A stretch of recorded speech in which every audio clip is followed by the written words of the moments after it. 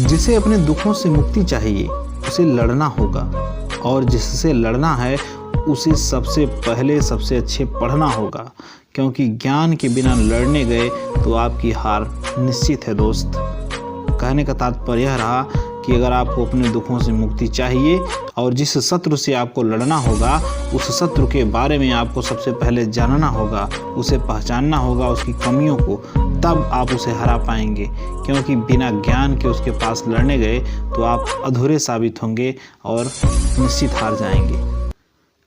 जय हिंद साथियों, स्वागत है आपका प्राथमिक एजुकेशन पर। कृतिका जो अपने घर में ज़्यादा बात नहीं करती है जबकि विद्यालय में वो ज़्यादा बात करती है, यह प्रदर्शित करता है क्या प्रदर्शित करता है कि वह प्रदर्शित कर रहा है कि जो कृतिका है उसके विचारों को विद्यालय में सम्मानित किया जा रहा है। क्या किया जा रहा है? विद्यालय में उसके विचारों को सम्मानित किया जा रहा है, इसीलिए तो विद्यालय में बात कर रही है। घर पे उसको कोई पूछता नहीं है तो इसलिए घर पे कोई उससे बात नहीं करता है। जैसे विद्यालय बच्चों को ऐसा अवसर प्रदान करता है कि जो ज़्यादा बात करें नहीं, विद्यालय बच्चों को बात करने का अवसर नहीं देता बल्कि उन्हें सीखने का और सिखाने का अवसर देता है। अध्यापक की मांग होती है कि छात्र विद्यालय में अधिक बात करें। वह किसी भी स्तर पर अपने घर को पसंद नहीं करती है। यह बातें गलत हैं। उसमें क्या सही है? तो जो सही है कि उसके विचारों को विद्यालय में सम्मानित किया जाता है, इसलिए वह ज़्यादा बात करती है। कहाँ पर? विद्यालय में। राष्ट्रीय पाठ्यचर्या की रूपरेखा 2005 के अनुसार गणित शिक्षण का मुख्य उद्देश्य है। राष्ट्रीय पाठ्यचर्या की रूपरेखा 2005 के अनुसार गणित शिक्षण का मुख्य उद्देश्य है बच्चों को अंक गणित का ज्ञान देना, बच्चों में गणित के प्रति रुचि पैदा करना, बच्चों में तार्किक चिंतन तथा समस्या समाधान की योग्यता का विकास करना या बच्चों में संवेगात्मक विकास करना। जो राष्ट्रीय पाठ्यचर्या 2005 की रूपरेखा है उसमें यह निश्चित किया गया है कि बच्चों को तार्किक चिंतन तथा समस्या समाधान की जो योग्यता है उसका विकास करना है।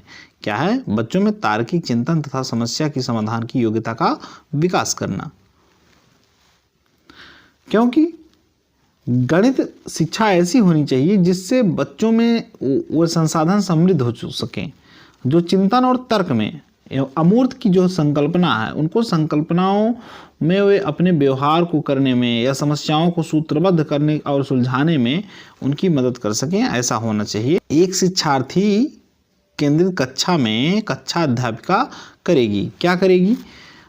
अधिगम को सुगम बनाने के लिए बच्चों को एक दूसरे के साथ अंकों के लिए मुकाबला करने हेतु प्रोत्साहित करेगी। मुख्य तथ्यों की व्याख्या करने के लिए व्याख्यान पद्धति का प्रयोग करेगी या बाद में शिक्षार्थियों की सजगता के लिए आकलन करना। वह अपने विद्यार्थियों को जिस प्रकार की अपेक्षा रखती है उससे प्रदर्शित करना तथा बच्चों को वैसा करने के लिए निर्देश करना या निर्देश देना या इस प्रकार की पद्धतियों में नियोजित करना कि प्रोत्साहित हों शिक्षार्थी अपने स्वयं अधिगम के लिए पहल करें। तो इसमें क्या होगा? इसमें क्या होगा कि कक्षा अध्यापिका क्या करेगी? इस प्रकार की पद्धतियों को नियोजित करना जिसमें प्रोत्साहित हों। कौन? शिक्षार्थी प्रोत्साहित हों और स्वयं अपने अधिगम की पहल करें। जब तक शिक्षार्थी स्वयं प्रोत्साहित नहीं होगा, क्या होगा?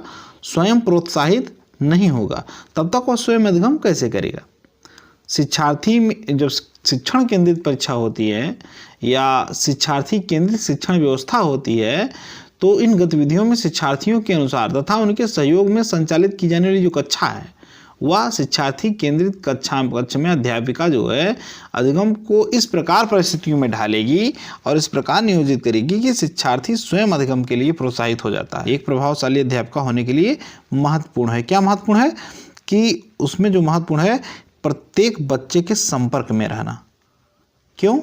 क्योंकि जो प्रभावशाली अध्यापिका का गुण होना चाहिए यह तो होना चाहिए, साथ ही जब प्रजातांत्रिक क्लास चल रही है, माने लोकतांत्रिक क्लास चल रही है और बाल केंद्रित शिक्षा है, जब बाल केंद्रित शिक्षा होगी तो प्रत्येक बच्चे के संपर्क में रहना होगा। और प्रभावशाली शिक्षक का यह कर्तव्य है कि वो प्रत्येक बच्चों की जो रुचियाँ हैं, अभिरुचियाँ हैं, योग्यताएँ हैं, क्षमताएँ हैं, उनको बराबर महत्व दे और साथ ही प्रत्येक बच्चे के संपर्क में रहकर उन्हें उचित सुविधाएं उपलब्ध कराती रहे।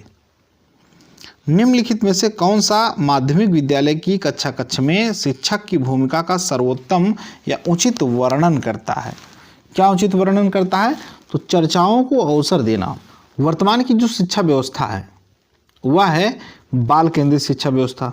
जब बाल केंद्रित शिक्षा व्यवस्था है तो इस शिक्षण विधि में बालक की रुचियों, योग्यताओं, गतिविधियों, अवस्थाओं को ध्यान में रखकर संचालित किया जाएगा।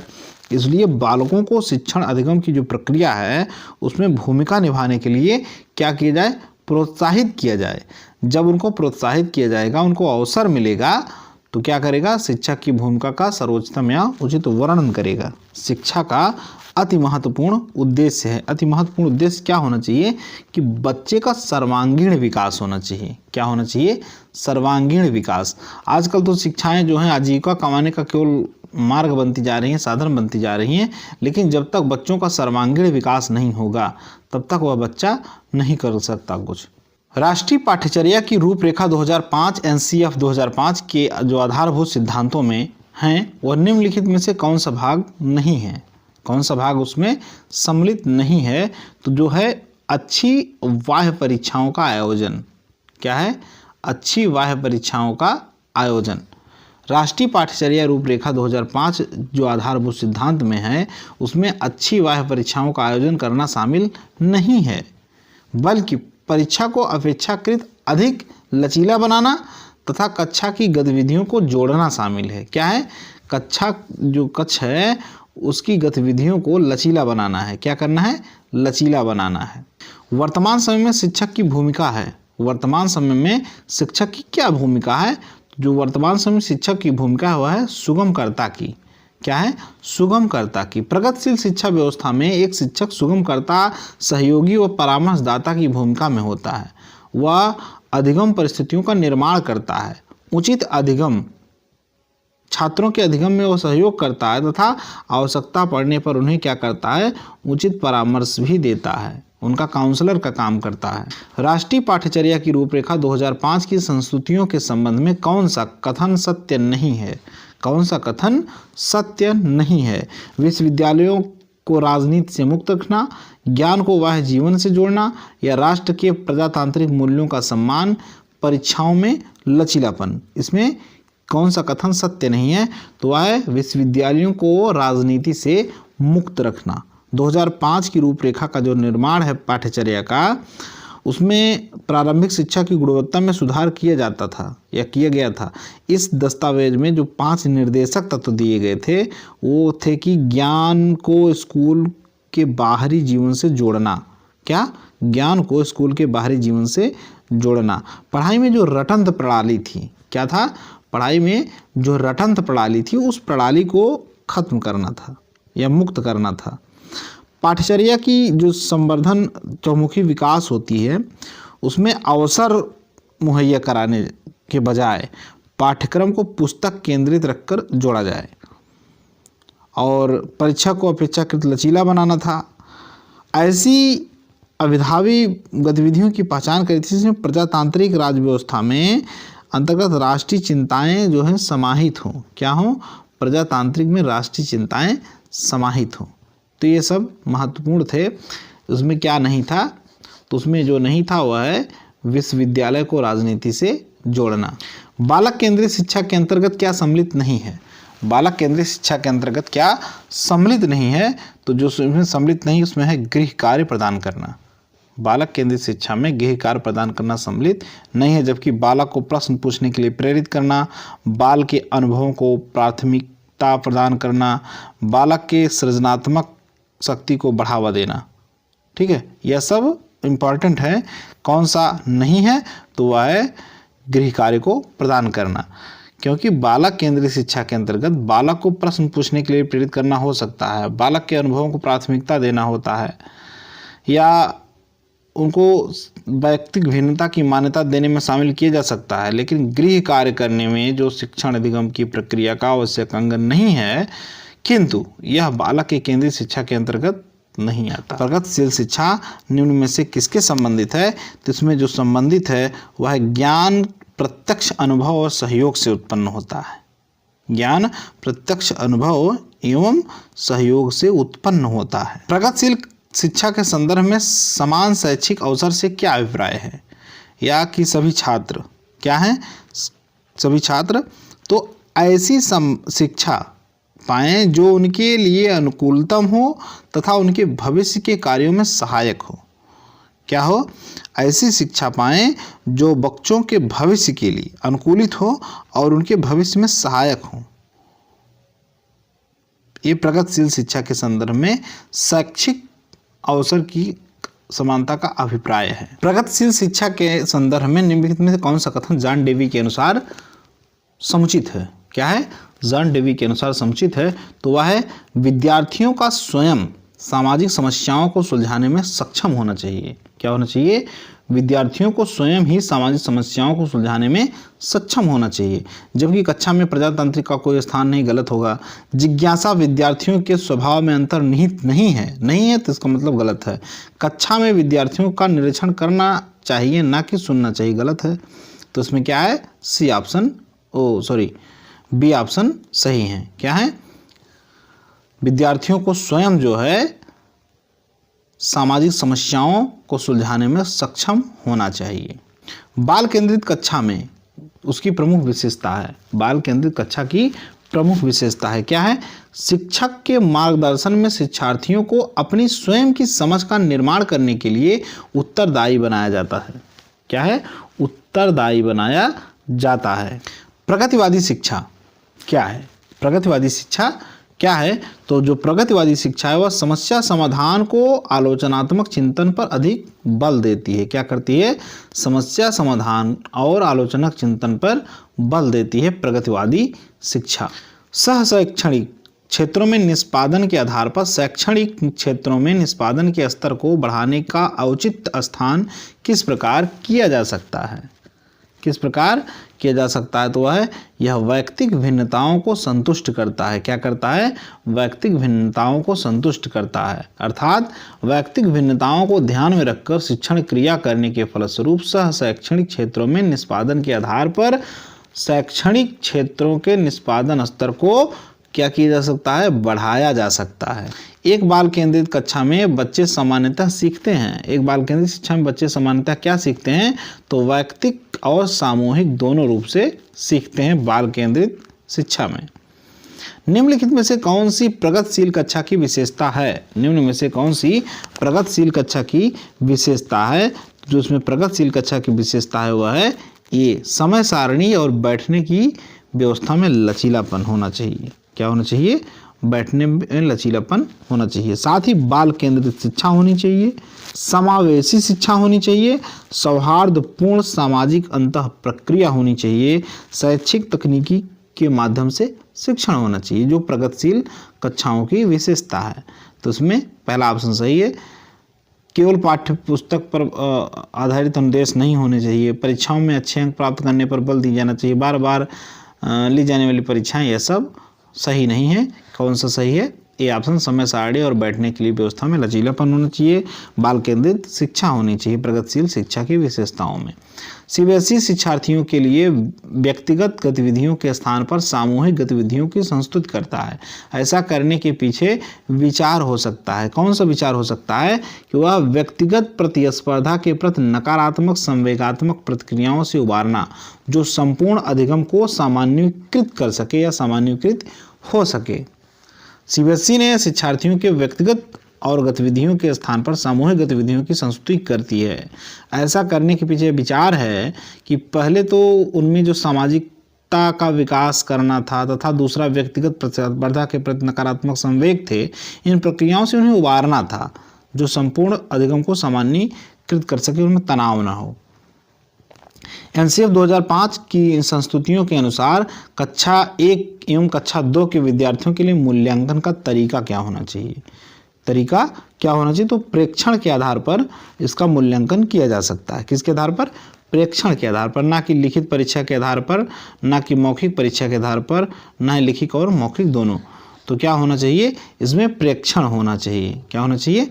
प्रेक्षण। एनसीएफ 2005 के अनुसार उनके व्यवहारों, क्रियाकलापों आदि के द्वारा। राज्य स्तर पर कक्षा 1 से 8 तक की पाठ्यचर्या का निर्माण करती है। क्या करती है? पाठ्यचर्या का निर्माण कौन करती है? तो SCERT जो है, यह जो है 1 से 8 तक की पाठ्यचर्या का निर्माण करती है। SCERT का पूरा नाम क्या है? SCERT का पूरा नाम क्या है? तो SCERT का पूरा नाम है राज्य शैक्षिक अनुसंधान एवं प्रशिक्षण परिषद। जबकि NCERT राष्ट्रीय स्तर के स्कूली शिक्षा निर्देशों पर परामर्श करती है। NCERT किस पे करती है? NCERT जो करती है वह राष्ट्र स्तर पर करती है, देश स्तर पर कार्यक्रम करती है, जबकि ये राज्य स्तर पर करती है SCERT। गतिविधि आधारित प्रशिक्षण बल देता है, किस पे बल देता है? सभी विद्यार्थियों की सक्रिय भागीदारी पर। गतिविधि आधारित शिक्षण विद्यार्थियों की सक्रिय भागीदारी पर बल देता है।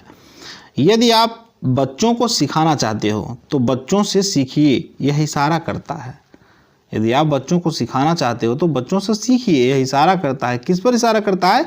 बाल केंद्रित शिक्षा की ओर इशारा कर रहा है। क्योंकि आप यदि बच्चे को सिखाना चाहते हैं तो बच्चों को पहले सिखाइए, बच्चों से सीखिए। बाल केंद्रित शिक्षा के अंतर्गत बालक के व्यवहार, उसकी आवश्यकता, रुचि, मनोवृत्ति आदि जो महत्वपूर्ण हैं, या उनके व्यवहार के माध्यम से जो शिक्षण है उसमें क्या परिवर्तन लाने चाहिए, उनके व्यवहार के माध्यम से सीखा जा सकता है। सृजनवाद में क्या होता है कि सृजनवाद में शिक्षा बाल केंद्रित होती है। क्या होती है? शिक्षा बाल केंद्रित होती है। सृजनवाद में बालक के स्वतंत्र चिंतन के साथ उपयुक्त अधिगम की परिस्थिति का निर्माण किया जाता है, जिसमें बालक स्वतंत्र रूप से कार्य चिंतन करके नए नए विचारों को प्रस्तुत करता है या निर्माण करता है। NCF 2005 के संदर्भ में इनमें से कौन सा कथन सही है? तो जो उसमें सही है वह है बी ऑप्शन। NCERT द्वारा तैयार किया गया दस्तावेज है जो भारत की विद्यालय शिक्षा के संबंध में संस्तुतियां प्रस्तुत करता है। क्या करता है? संस्तुतियां प्रस्तुत करता है। प्राथमिक स्तर पर बच्चों के लिए संगीत, कहानी, नाटक, कला, शिल्प, खेल आदि से गतिविधियों का संचालन कब होता है? प्राथमिक स्तर पर कब होता है? तो होता है बी ऑप्शन, प्रत्येक विषय के साथ। क्या? प्रत्येक विषय के साथ सम्मिलित होना चाहिए। क्या होना चाहिए? नाटक, कला, कहानी, खेल, शिल्प आदि। और इन गतिविधियों के संचालन प्रत्येक विषय के साथ होता है। गांधी जी, रविन्द्रनाथ टैगोर आदि जो शिक्षा विद्वान थे, इन्होंने इस बात पर विशेष बल दिया था कि कहानी, नाटक, शिल्प, खेल ये सब विद्यार्थियों के प्रत्येक विषय में सम्मिलित हों। एक शिक्षिका अपने आप कभी भी अपने प्रश्नों का उत्तर नहीं देती। वह अपने विद्यार्थियों को उत्तर देने के लिए समूह चर्चाएं, सहयोगात्मक अधिगम अपनाने के लिए प्रोत्साहित करती है। यह उपागम किस सिद्धांत पर आधारित है? यह उपागम किस सिद्धांत पर आधारित है? तो आधारित है सक्रिय भागीदारिता पर, सक्रिय भागीदारी पर। क्योंकि वह अपने विद्यार्थियों को उत्तर देने के लिए समूह बना रही है, सहयोग कर रही है। तो जब बच्चे सहयोग में रहेंगे, आपस में बातचीत करेंगे तो आपस में सहयोग होगा, तो ज़्यादातर जो जानकारी है इंद्रियां सक्रिय हो जाती हैं इसमें, तथा उनमें जिज्ञासा एवं रुचि भी उत्पन्न होने लगती है। इसलिए शिक्षिका जो है अपने आप प्रश्नों का उत्तर न देकर विद्यार्थियों को उत्तर देने के लिए या समूह में चर्चाएं करने के लिए प्रेरित कर रही है। सीखने की प्रक्रिया में शिक्षक की भूमिका होनी चाहिए किसकी? सुगमकर्ता की। क्योंकि शिक्षक जो है उसको क्या करे? सुगम बनाए, आसान बनाए। सुगम का ही तात्पर्य होता है कि राहों को आसान बनाना, जहाँ कठिन समस्याएं आ रही हों वहाँ उस समस्याओं को, उन बाधाओं को दूर करना। जो दूर करता है वह क्या करता है? सुगमकर्ता के रूप में होता है। निम्न में से एक प्राथमिक स्तर के शिक्षक के लिए सबसे महत्वपूर्ण गुण कौन सा है? जो सबसे महत्वपूर्ण गुण है वह है धैर्य और लगन। क्या है? धैर्य और लगन। प्राथमिक स्तर के शिक्षक के लिए सबसे महत्वपूर्ण गुण होता है धैर्य और लगन, क्योंकि प्राथमिक स्तर पर बालकों की रुचि खेलने में ज़्यादा होती है, पढ़ने में कम होती है, इसलिए वे देर से सीखते हैं, जिसके लिए शिक्षक में धैर्य और लगन की बहुत ही आवश्यकता होती है। वीडियो अच्छा लगा हो तो चैनल को लाइक, सब्सक्राइब एवं शेयर ज़रूर करिएगा। किसी भी इंसान को मारना आसान है, परंतु उसके विचारों को नहीं। महान साम्राज्य टूट जाते हैं, तबाह हो जाते हैं, जबकि उनके विचार बच जाते हैं। जय हिंद साथियों, मिलते हैं अगली वीडियो में।